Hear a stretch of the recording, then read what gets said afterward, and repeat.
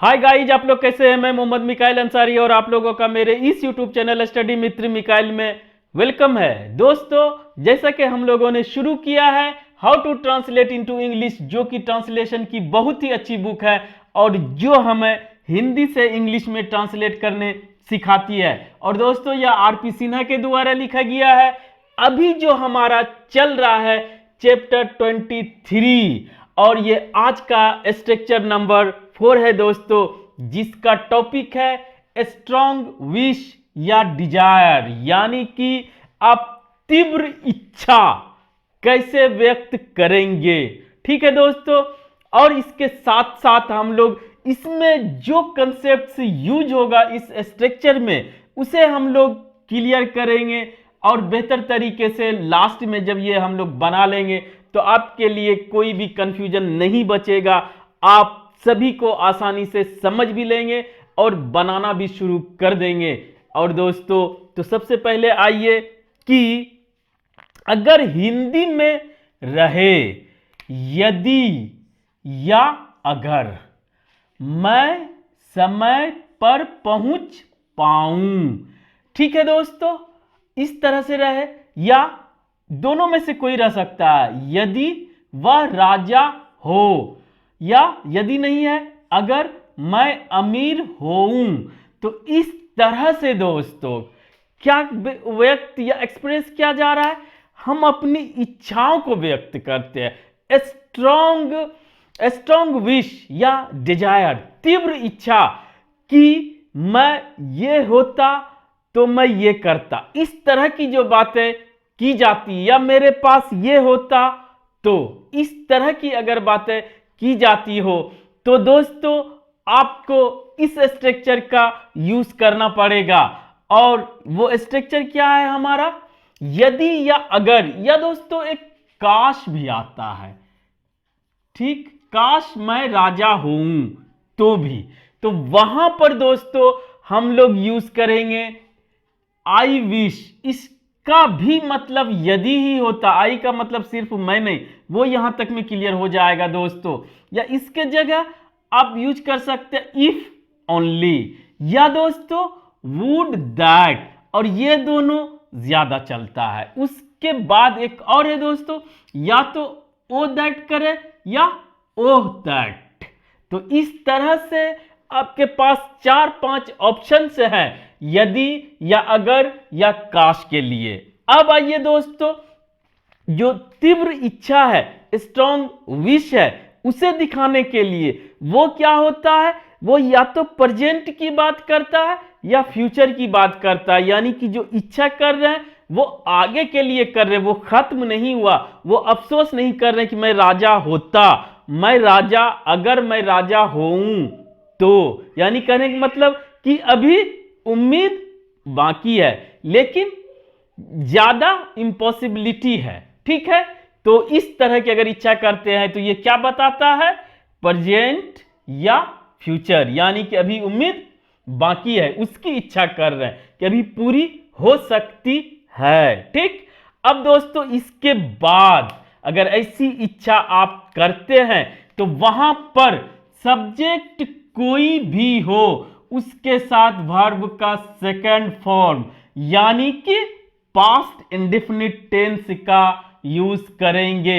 Situation present या future का होगा, लेकिन ये इमेजिनेशन है, ये स्ट्रॉन्ग विश या डिजायर है, इसीलिए यहां पर रूल के अकॉर्डिंग आप पास्ट इंडेफिनिट टेंस यानी वर्ब का V2 फॉर्म यूज करेंगे। और दोस्तों उसके साथ साथ अगर एक्शन है तो V2, और अगर दोस्तों स्टेट बताना हो तो इसके लिए क्या करते हैं हम लोग, यहां पर सिर्फ और सिर्फ वर ही आता है, चाहे कोई भी सब्जेक्ट हो, वाज नहीं होगा। उसके बाद दोस्तों ऑब्जेक्ट या अदर वर्ड्स रहता है। क्लियर, 3 पार्ट्स हुआ। क्या हुआ, पहला हमारा ये सब आएगा, ठीक है, यदि या इफ के लिए, ठीक है। और दूसरा दोस्तों सब्जेक्ट के साथ अगर एक्शन है तो पास्ट इंडेफिनिट टेंस यानी कि V2, और अगर दोस्तों स्टेट बता रहा है तो यहां पे वर्ब। और वर स्टेट बताने में आप चाहे प्रेजेंट हो, पास्ट हो या फ्यूचर हो, उसमें दोस्तों नाउन भी आ सकता है या एडजेक्टिव भी आ सकता है। क्लियर? अब पहले बनाते हैं, फिर यहां पर और जो कंफ्यूजन बचेगा उसे क्लियर हम लोग कर लेंगे दोस्तों। तो सबसे पहली बात कि यदि या अगर जो भी बोलते मैं समय पर पहुंच पाऊं, यानी कहीं पहुंचना है और मैं जा रहा हूं, तो मैं इच्छा कर रहा हूं कि मैं समय पर पहुंच पाऊं, ये काम खत्म नहीं हुआ है, तो वहां पर दोस्तों आप क्या यूज करेंगे? तो जिसके लिए आप यदि या अगर या काश के लिए आप यूज करते हैं दोस्तों आई विश, या दोस्तों इसके जगह पे इफ ओनली यूज करेंगे, या वुड दैट यूज करेंगे, या दोस्तों ओ या ओह दैट यूज करेंगे। और जो बता दिया आई विश या वुड दैट ज्यादा लिखा जाता है या यूज किया जाता है। उसके बाद दोस्तों आप जो सब्जेक्ट रहे, मैं रहे तो आई, अगर रहता कि वह समय पे पहुंच पाए तो वहां पर दोस्तों वह ही हो जाता, वह पहुंच पाए। अगर फीमेल है तो शी हो जाएगा। और दोस्तों अगर वी रहे, यू रहे, जो भी रहे, सभी के लिए V2। ये किसके अकॉर्डिंग है? पास्ट इंडेफिनिट टेंस के अकॉर्डिंग। और दोस्तों किस पे? टाइम पर, ऑन टाइम, समय पर। ठीक है दोस्तों, अब आइए दूसरा बनाते हैं।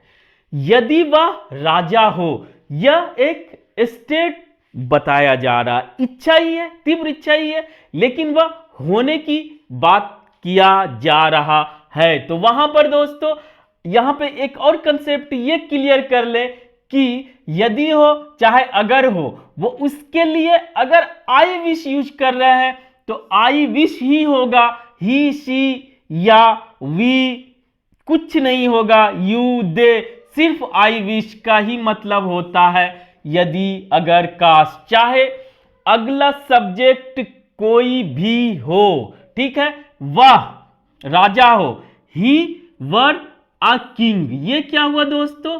नाउन। तो यहां पर क्या कंसेप्ट हुआ? कुछ भी सब्जेक्ट रहे ये आई विश ही होगा, ही विशेज नहीं होगा। क्लियर? अब दूसरा, ही, शी, जो भी सब्जेक्ट रहे सभी के लिए वर ही होगा, वाज नहीं होगा। और एक नाउन की बात कर रहा है, दो स्टेट बताने में आप नाउन यूज करेंगे, कोई कंफ्यूजन नहीं होना चाहिए। अब आइए दोस्तों तीसरे तरह का स्ट्रक्चर।